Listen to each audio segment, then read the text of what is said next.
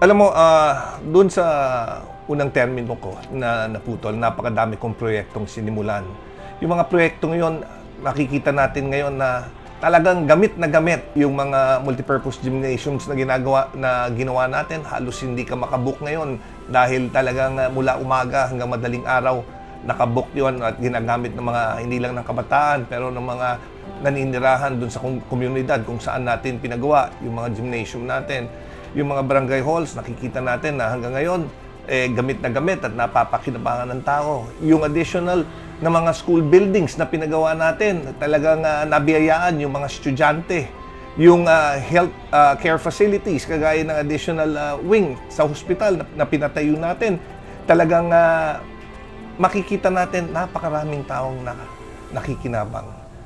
Ngayon, napansin ko madaming nagsasabi at nakikita ko rin na nawala yung mga proyektong yun. Nawala yung mga proyektong pang-infrastruktura.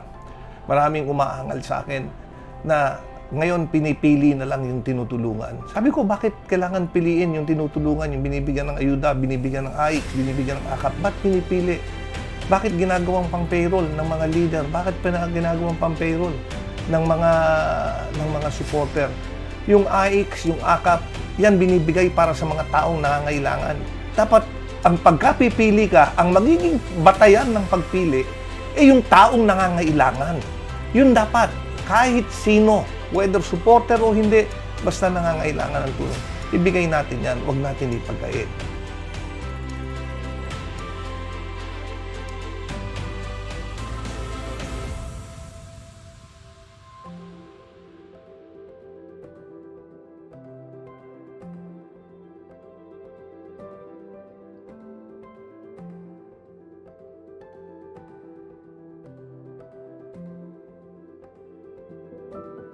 Nakilala ko po si Kongbong since 2021 po kasi po yung asawa ko po na-aksidente. Sa kanila po ako mabilis nakahingi ng tulong po nun. Masayang-masaya po kasi si Kongbong lang po ang nagbibigay ng tulong na walang kulay kahit sino pa kayo o kahit saan pa kayong lugar, kahit saan pa kayong kandidato or kani-kanino kayong nakahawak. Basta ang tulong, bibigay niya sa tao. Iyak.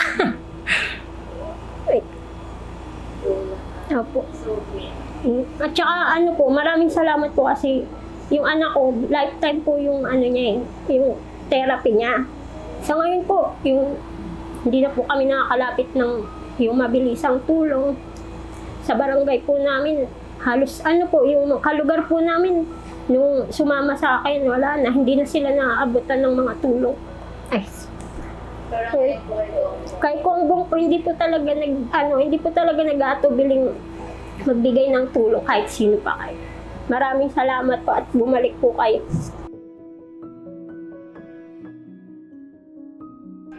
Kung sakali po mabalik po namin kayo sa pagka-kongres ninyo, kung maaari lang po ipagpatuloy niyo lahat ng gusto niyo pong gawin sa ating pong distrito at pagtulong sa mga tao kasi naniniwala po kami na hindi po kayo masasawa po sa lahat ng gusto niyo pong gawin.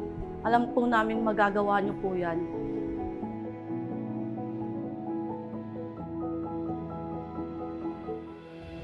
So, alam mo, over time, madaming lumalapit sa akin na sana tumakbo ko.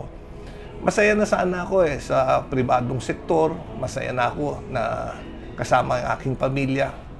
Pero nung nakita kong parami yung mga taong umaangal, na sila raw hindi naaambunan o nabibiyayaan ng mga proyekto ng gobyerno, ng tulong ng gobyerno.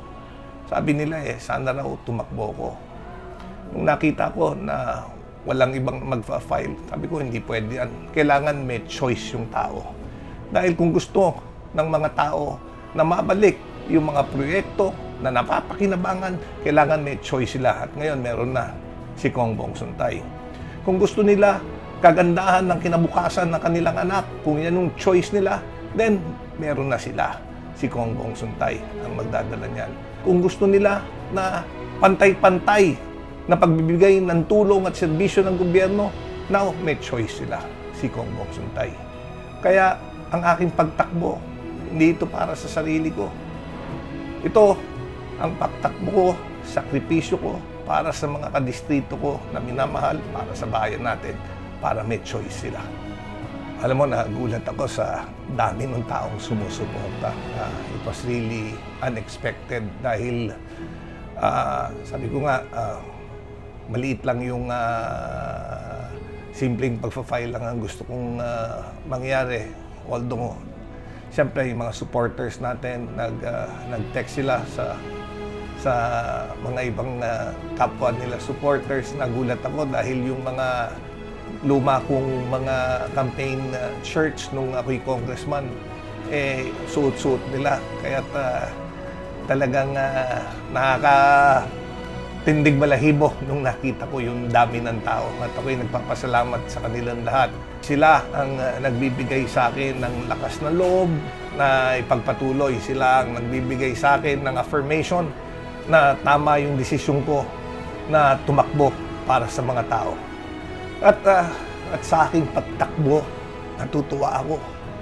Dahil meron akong dalawang kasama na nakita ko na ang puso nasa public service talaga, hindi mga taong politiko.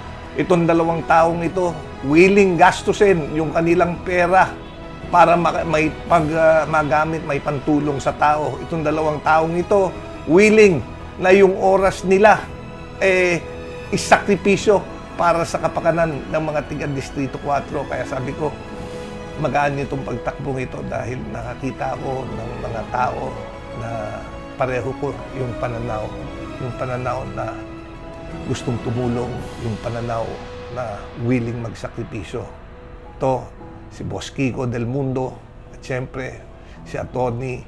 Miggy Suntay, dalawang konsehal na talagang nasa puso ang pagmamahal at sa serbisyo sa taong bayan.